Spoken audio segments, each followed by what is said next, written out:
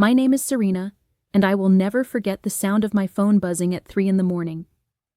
Normally, I sleep through notifications, but something that night jolted me awake. I reached for the phone on my nightstand, rubbing the blur out of my eyes, and saw the family group chat lit up with a new message. It was from Grandma. Her words were shaky, the kind that made your chest tighten just reading them. "Please, someone help me. I fell. I can't get up." Before I continue, please subscribe to show Karma you're on the right side. Anyways, the timestamp was 3:02 a.m. I sat up instantly, the fog of sleep vanishing, replaced with adrenaline. My first instinct was to wait for someone else in the chat to respond.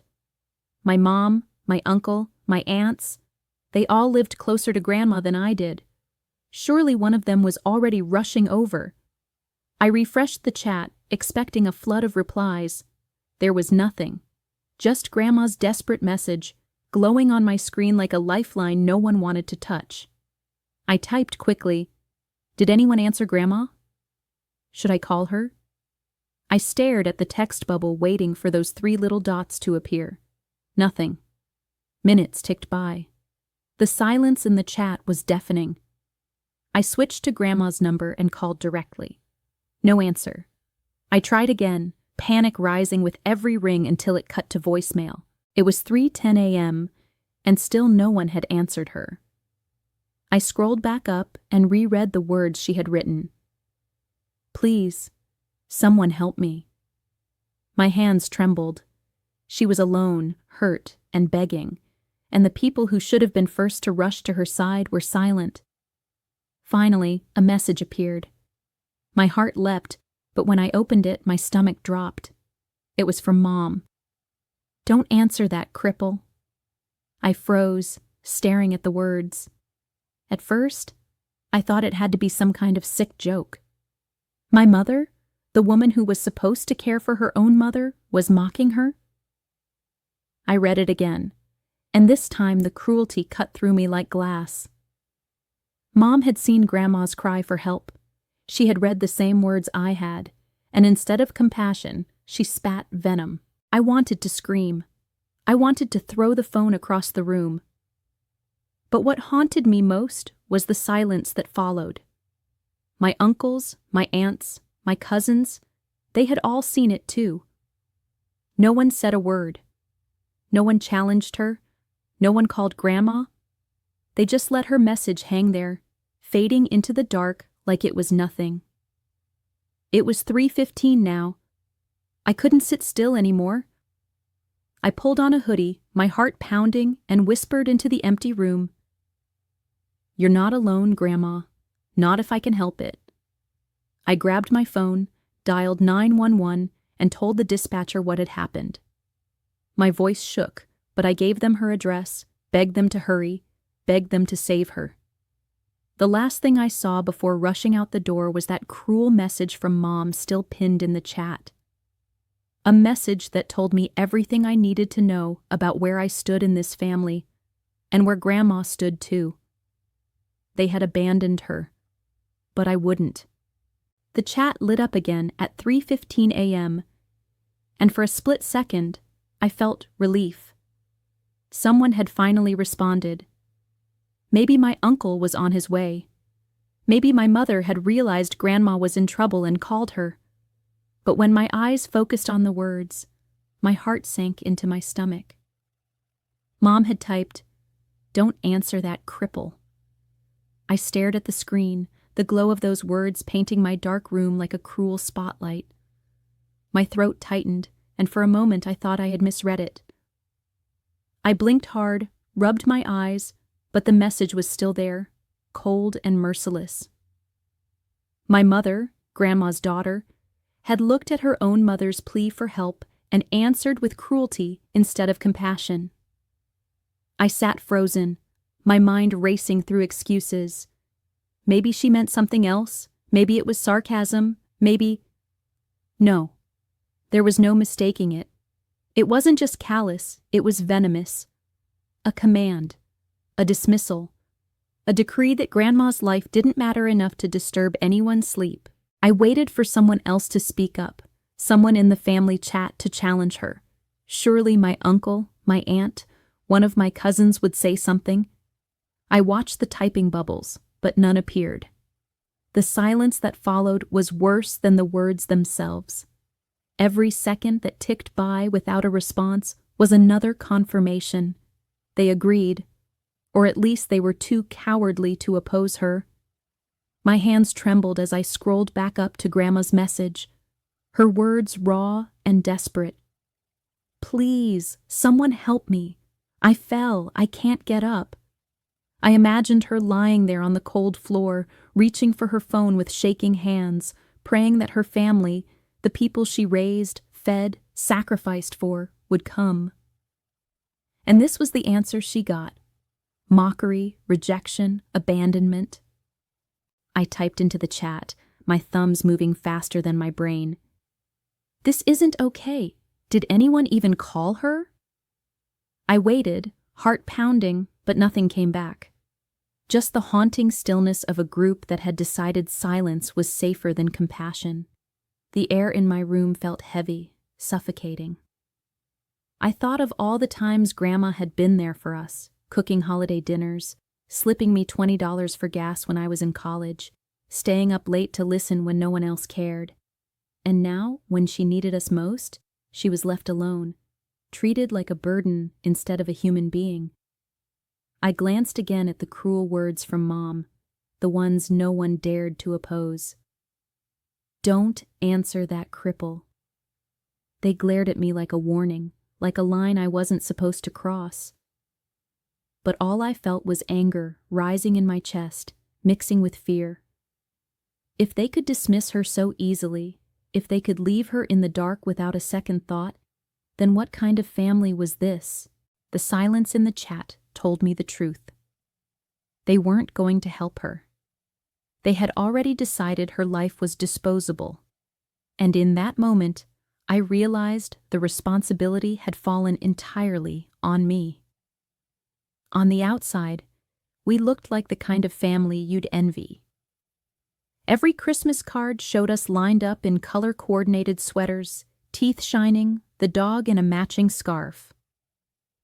People at church would always comment on how put together the Mitchells were, how Mom had raised such a strong, united family.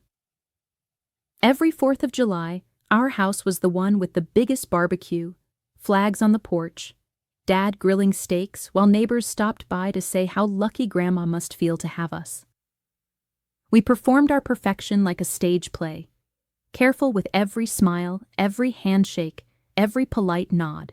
But what the photos never captured was the silence that followed after the camera clicked. The way Mom would snap at Grandma if she shuffled too slowly to the table. The way my uncle rolled his eyes when she asked to have the music turned down. Behind the polished exterior, cruelty simmered, quiet, sharp, and constant. I remember one Thanksgiving when Grandma burned her hand pulling a pan of rolls out of the oven. Her hand was red and shaking, but instead of concern, Mom sighed loud enough for everyone to hear. For God's sake, can't you do anything right anymore? Everyone laughed, even though Grandma stood there blinking back tears. And because the food was still edible, we went back to smiling when the neighbors came over. At church, people praised my mother for being such a devoted daughter. She would sit with Grandma in the front pew, arm linked with hers, a perfect image of love. But the second we got into the car, that arm turned into a claw, gripping Grandma too tightly as she shoved her into the back seat with a hiss. Stop embarrassing me with that cane. People think you're pitiful. And no one dared to contradict her. Not my uncle, not my cousins. Certainly not me. Even the way Grandma's birthday was handled carried this contradiction. In photos, there was cake and candles, smiles all around. But when the camera wasn't there, Mom would whisper to me, "We should be celebrating her life while she can still remember it. What a waste." The cruelty wasn't loud enough to break the illusion, but it was sharp enough that Grandma felt it every time. The truth was, our perfect family thrived on appearances.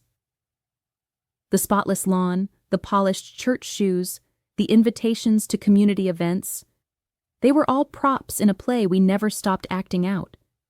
But inside the walls of our home, the cracks widened with every cutting remark, every moment of favoritism, every laugh at Grandma's expense. It was no surprise to me, really, when that message at 3 a.m. came and no one answered. It was just the mask slipping. For once, there wasn't a camera to pose for, no crowd to applaud our unity. Just a woman in pain, asking for help, and a family, too, wrapped up in its own image to see her humanity. And in that silence, I realized the picture-perfect family had always been just that, a picture. When I think of Grandma, I don't remember the frail woman they now dismiss. I remember the woman who practically raised me.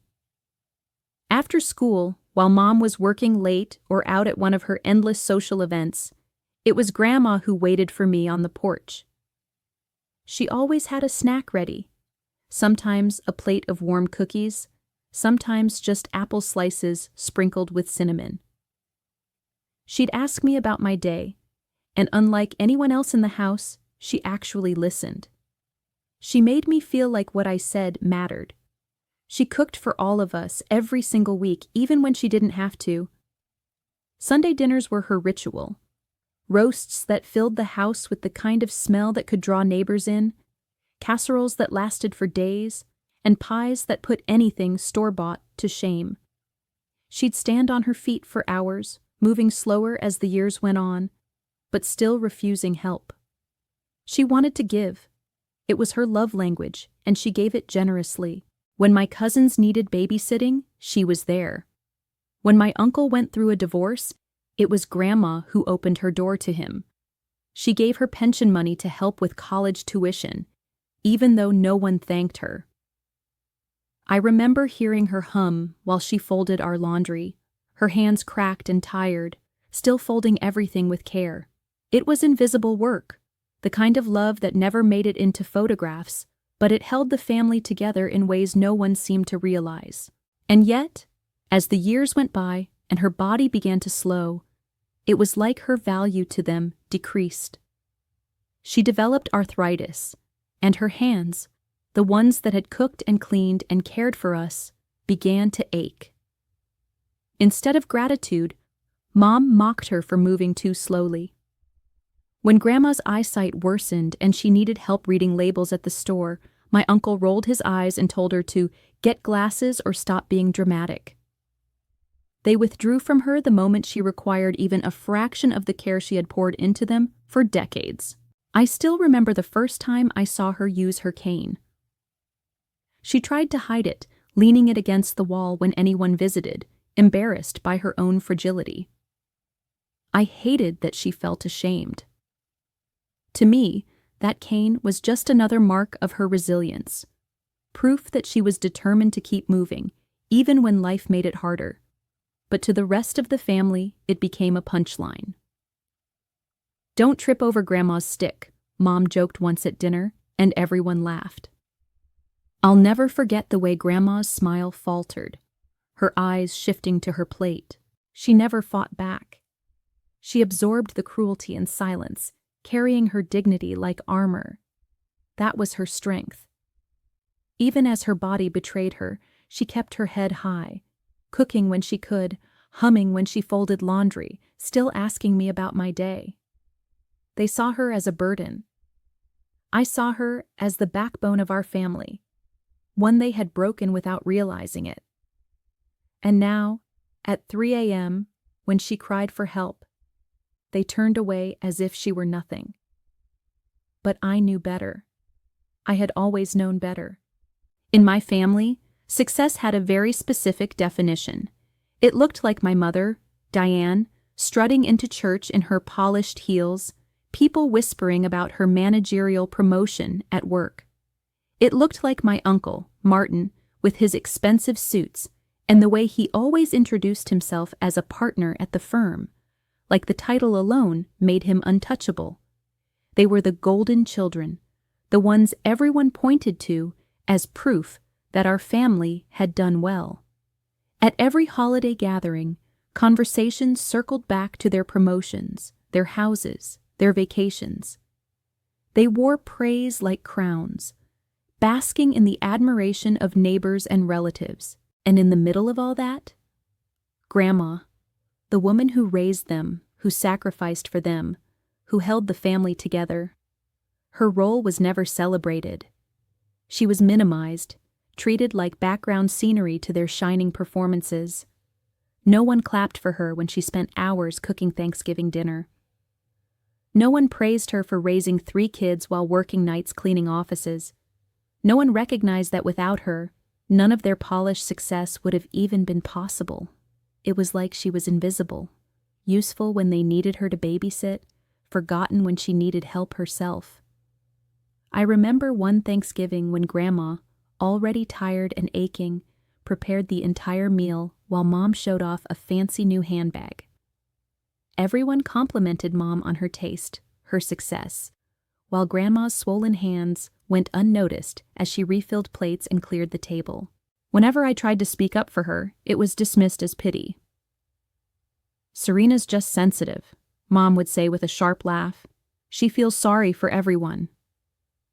My uncle would smirk and add, "She'll grow out of it. She doesn't understand what real achievement looks like yet." They acted as if my loyalty to Grandma was weakness, as if empathy was a flaw I'd eventually correct. But I didn't see it that way. I saw the strength it took for Grandma to keep giving when no one gave back. I saw the way her sacrifices built the very foundation Mom and Uncle Martin stood on. Without her working double shifts, they wouldn't have had tuition paid. Without her keeping the lights on in the house, they wouldn't have had a home to boast about. Without her holding the family together during every crisis, there wouldn't even be a family left to photograph. And yet, in their eyes, she was a burden. Her cane, her slower pace, her need for help, they treated it as evidence that she was lesser, that she no longer mattered. To them, her worth had expired the moment she stopped being able to serve them. What stung most was how casually they dismissed me for standing by her. To them, I wasn't being loyal, I was being naive. They believed success meant leaving people behind, stepping over them if necessary. But I knew differently. I knew that real strength was standing by the one person who had always stood by me. The golden children may have had their crowns, but they were built on Grandma's back. And one day, I knew, the truth about who really carried this family would come crashing down. The neglect didn't happen all at once. It was slow, steady, like water dripping onto stone until it carved deep cracks. At first, it was the little things. My mother forgetting to pick Grandma up for her doctor's appointment, saying she was too busy with work. My uncle missing her birthday one year, then the next, until it became routine. "She doesn't even remember half the time," he'd shrug, dismissing the importance of the day. But Grandma always remembered. She'd paste a smile on her face, saying, "It's just another day," even as her eyes flickered with hurt. Then came the skipped visits. Weeks would turn into months without anyone stopping by, though we all lived in the same town. Grandma's house sat quiet, the garden she once loved overgrown, the kitchen table where we'd all eaten together gathering dust. I'd still visit when I could, and she'd act so grateful, as if I were doing her a massive favor instead of simply showing up. It broke my heart. She deserved so much more than scraps of attention. The jokes were the hardest to swallow. My mother would laugh about Grandma's cane at family gatherings. "Careful," she'd snicker, "don't let her trip you with that thing." My uncle would chime in, mocking her shuffle, exaggerating her steps like it was a comedy routine. Cousins would giggle, learning from the adults that it was acceptable, even funny, to ridicule her. And Grandma would laugh along weakly, trying to pretend it didn't sting, even though I saw the way her hand trembled as she gripped the cane tighter. It wasn't one insult or one forgotten moment. It was the accumulation. The birthday candles never lit. The empty chair at Sunday dinners when no one bothered to bring her. The way they all talked around her as though she wasn't even there. The family chat where her messages were ignored until they faded into the endless scroll of memes and updates about everyone else's perfect lives. I can still see her sitting in her armchair, surrounded by framed photographs of everyone smiling, Mom and Martin at graduations, cousins at weddings, but none of her. She was always the one holding the camera, always the one behind the scenes. Now, in her later years, she was both unseen and unheard, a shadow in her own family. The cruelty was casual, woven into the fabric of our lives. A sigh when she asked for help opening a jar, a muttered complaint when she called too often, a roll of the eyes when she repeated a story.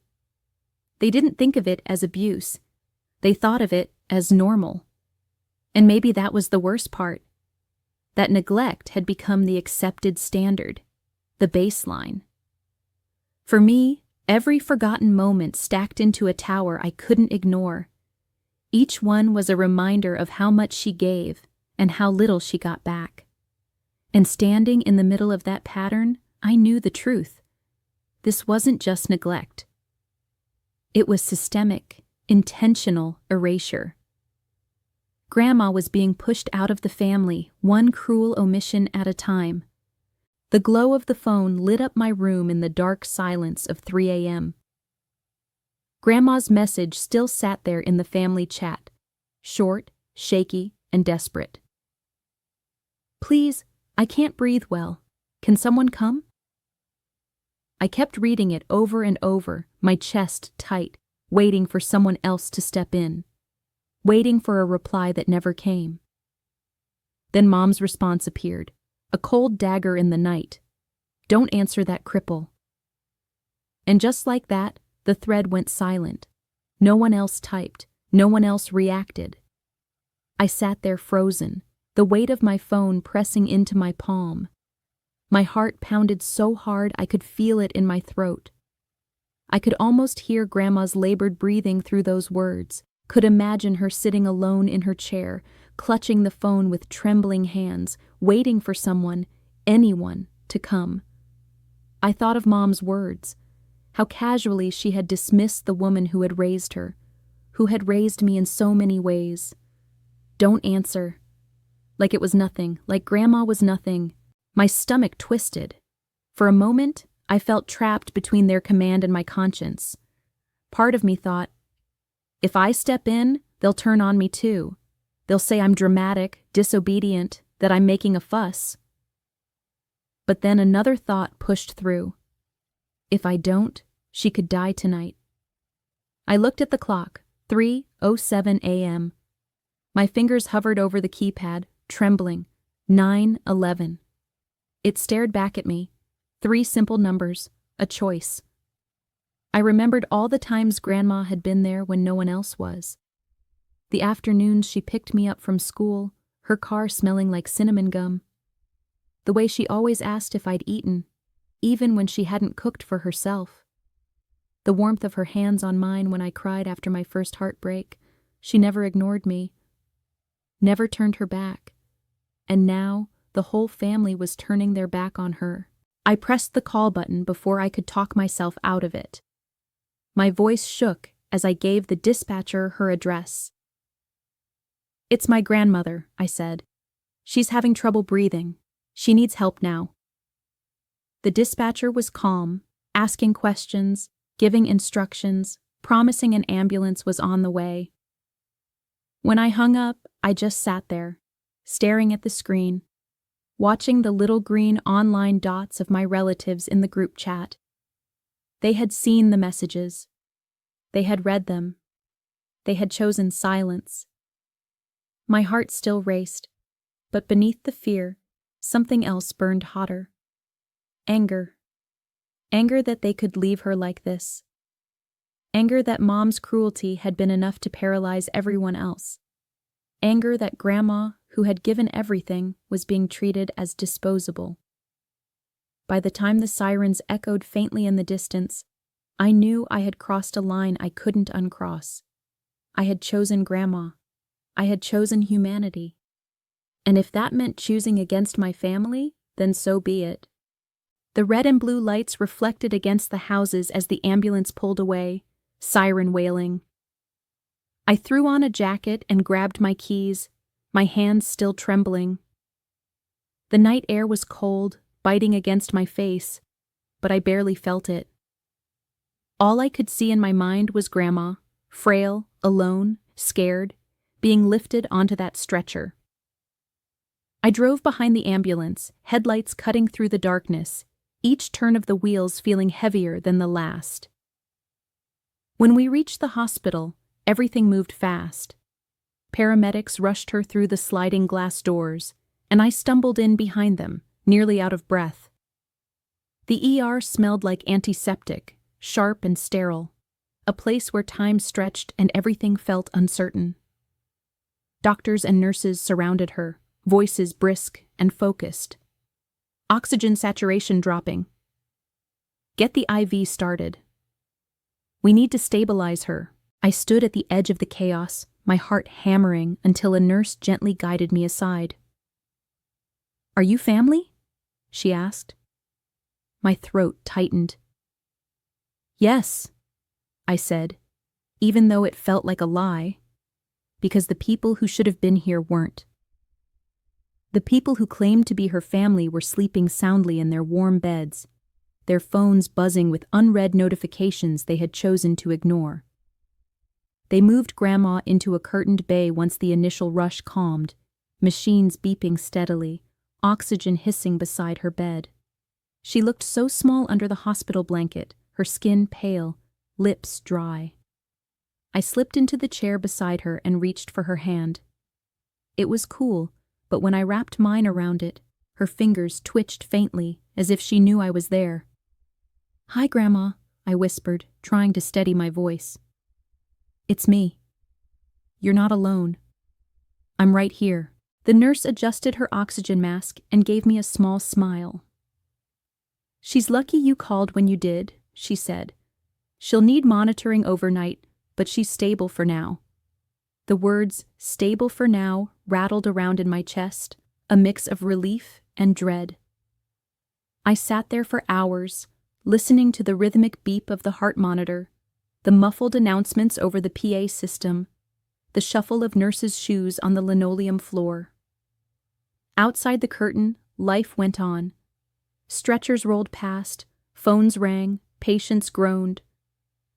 But in that small pocket of space, it was just the two of us, me holding her hand, her chest rising and falling beneath the oxygen mask. I checked my phone more than once. The family group chat was still quiet. No frantic calls, no worried texts, no sudden change of heart. They were either asleep or indifferent. Maybe both. The silence was its own kind of cruelty. But in that silence, a realization settled over me like a heavy truth. I was the only one who had shown up. Out of a family full of people who owed her their lives, it was just me sitting by her side. And as the machines hummed through the night, I promised myself I wouldn't leave her. Not now, not ever. By the time the first gray light of dawn filtered through the hospital blinds, my phone was buzzing nonstop. The family group chat, which had been silent while Grandma gasped for breath at 3 a.m, was suddenly alive with furious messages. I hesitated before opening it, but curiosity and dread won. Mom's words hit first. "Serena, what the hell were you thinking? Calling an ambulance in the middle of the night? You scared everyone for no reason." No reason. My grandmother lying in a hospital bed, hooked to machines, and she called it no reason. Then came Uncle Martin. "Do you have any idea how much that costs?" "Insurance doesn't just cover everything."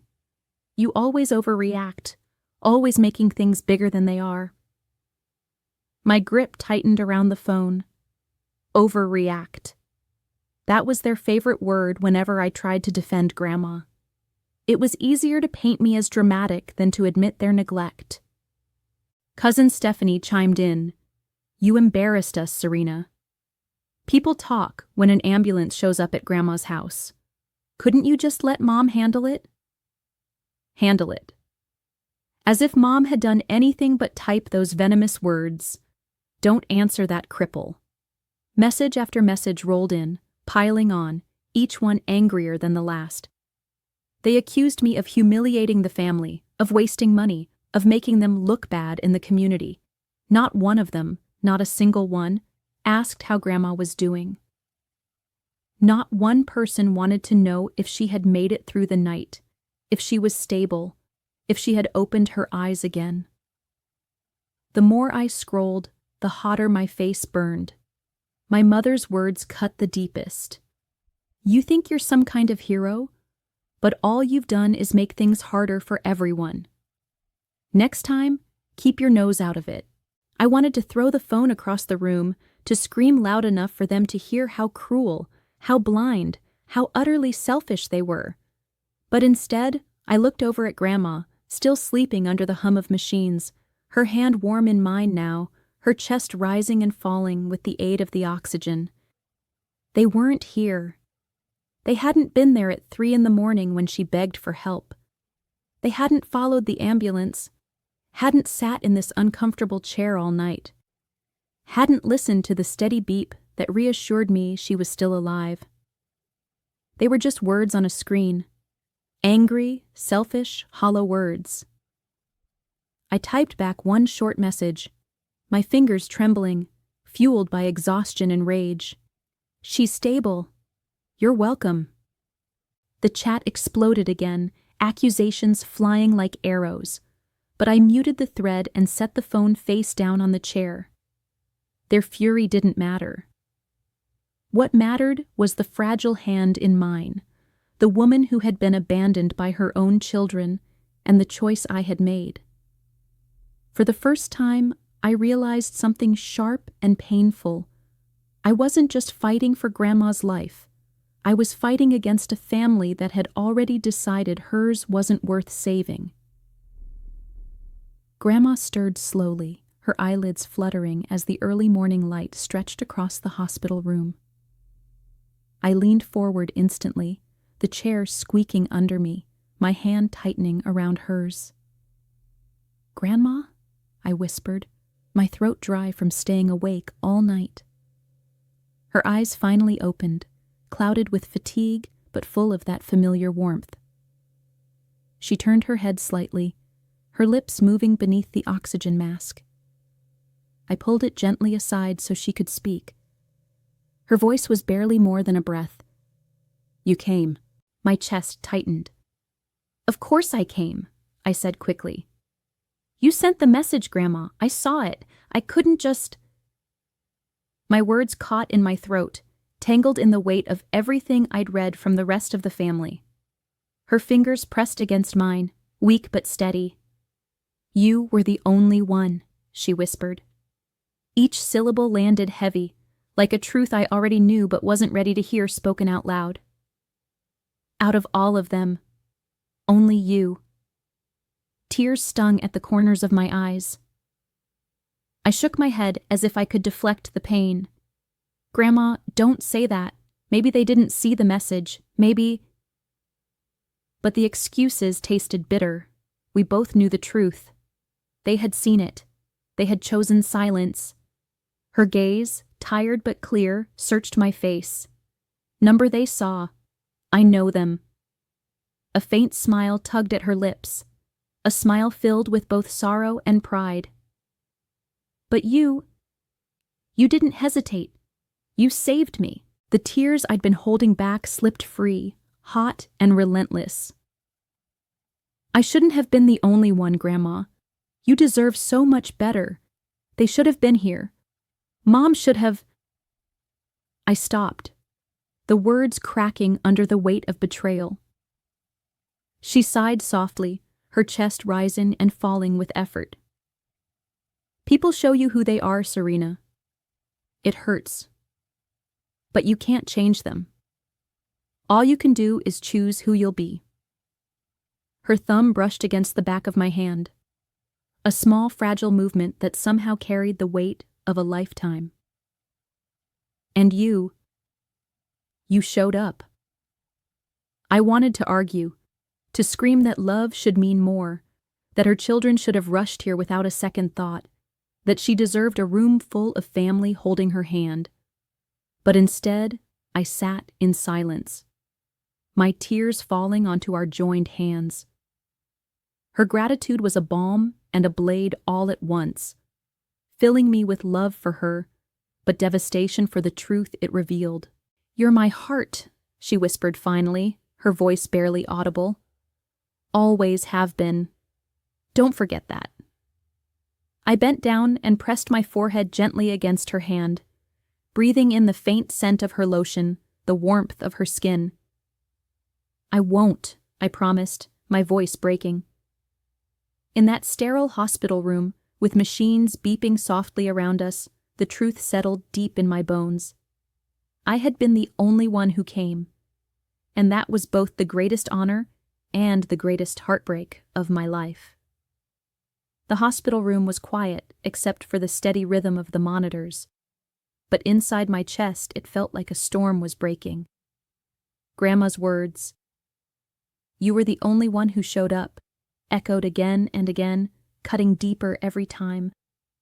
I thought of the group chat exploding with fury just hours earlier, of my mother's message that I couldn't erase from my mind. "Don't answer that cripple." There it was. The line I had spent years trying not to see, convincing myself that if I just tried harder, stayed quieter, did more, maybe one day they would treat both me and Grandma with the love we deserved. But last night stripped away every excuse. No more illusions. No more pretending.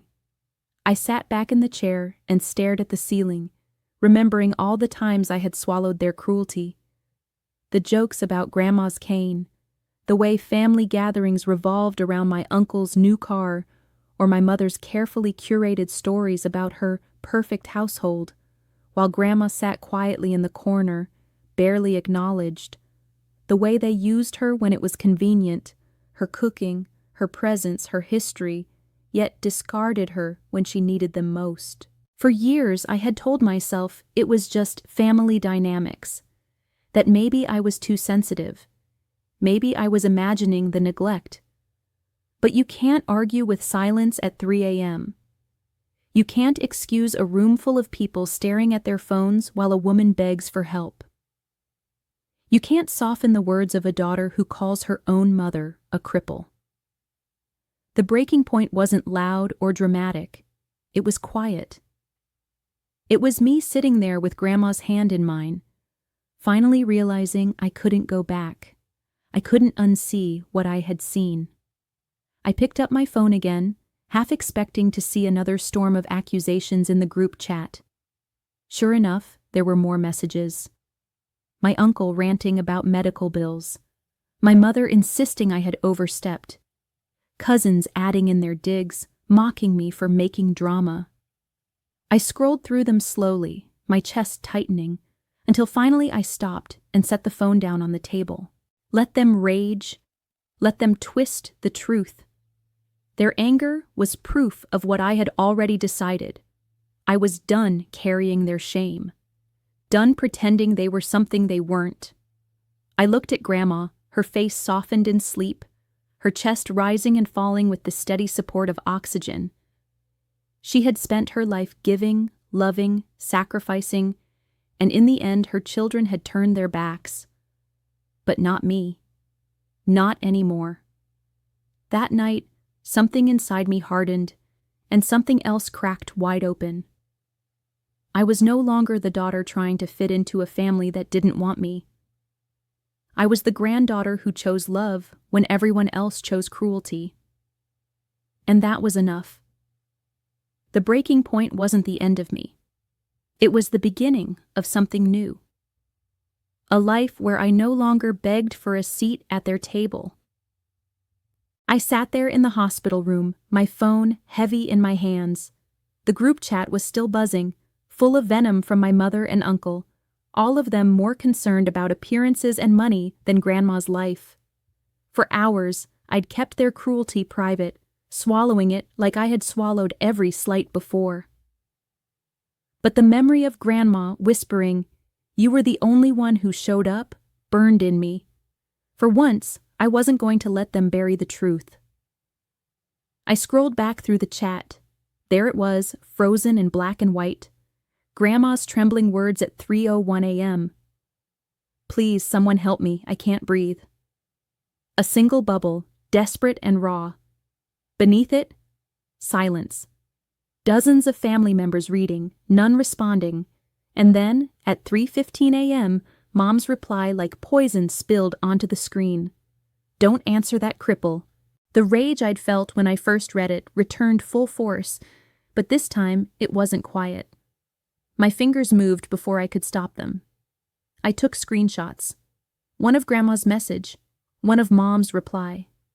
One of the time the ambulance arrived, my call to 911 documented on the report. The truth was undeniable, and I wasn't going to keep it hidden anymore.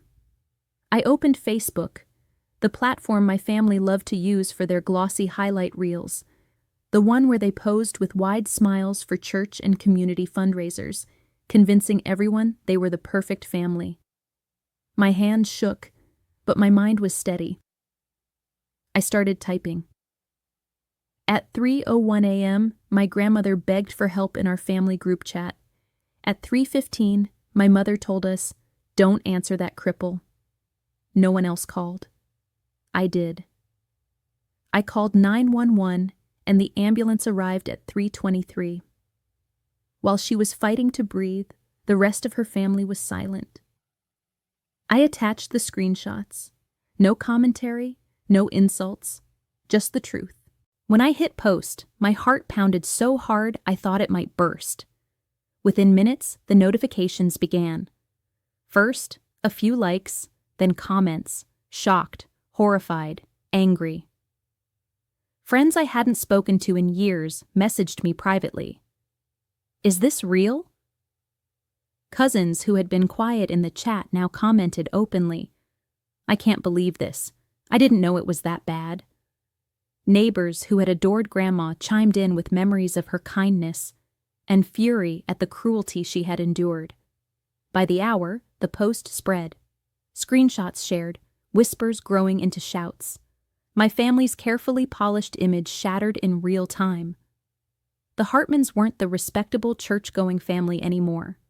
They were the ones who left an elderly woman to die. The ones who called her a cripple while she begged for air.